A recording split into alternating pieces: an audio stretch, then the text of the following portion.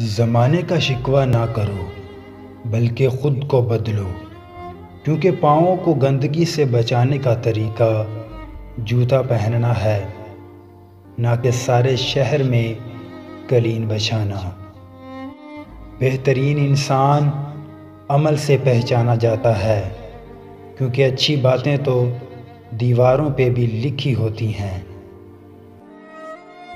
तुम पानी जैसे बनो जो अपना रास्ता खुद बना लेता है, पत्थर जैसे मत बनो जो दूसरों का रास्ता भी रोक लेता है। जीत की आदत अच्छी होती है, लेकिन कुछ रिश्तों में हार जाना ही बेहतर होता है। इल्म का एक कतरा जहालत के समुंदर से बेहतर है, और अमल का एक कतरा इल्म के समंदर से अफजल है।